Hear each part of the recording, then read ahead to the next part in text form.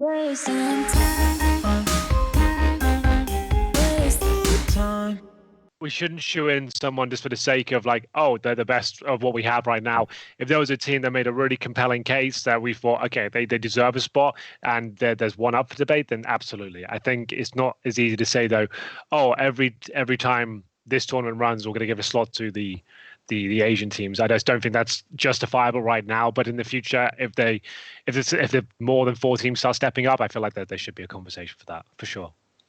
And do you feel like there's like a difference between when they come over and play internationally? Like you look at a team like Renegades, they go and play a DreamHack event and they actually make it to the grand final. Whereas like at the old Tyloo mixed team, when they came over and played Pro League, didn't really have any results. Do you think that when teams do get those international opportunities and actually get a few wins and a few upsets, that gives them a much better sort of clout to get more invites and things like that? Yeah, it has to be one of those runs that has something to it, doesn't it? It can't just be takes a map or two, or that there has to be like a best of three win.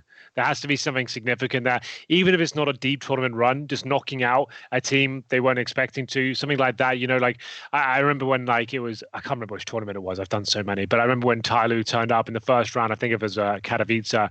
They took down MIBR in like a best of one, something like that. It was like one of those sort of games. It's just like it didn't knock on tremendously well in terms of like the tournament. It didn't really have a massive knock-on effect there, but it was a big result in terms of they won a series against MIBR to kick things off. And that's when people started to pay attention, right? So it's really difficult to quantify what they would have to do to keep us interested. But I think just a notorious result where they take a series or knock out a big team, just you need one of those results basically. You don't need to come in the top four.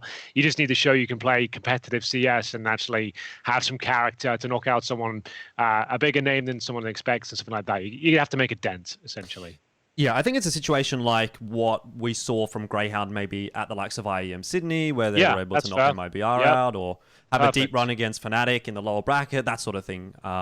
Those kinds of results, and short of Renegades, and I mean, I guess we can't really say Tyloo or Vici right now because we haven't seen them in their current iterations play internationally. There isn't really any teams that seem to be doing that. Although I do have a feeling maybe Tyloo might be able to. We've spoken extensively about that topic as well with this new 5-man Chinese roster, no more communication issues. At least that's not an excuse anymore.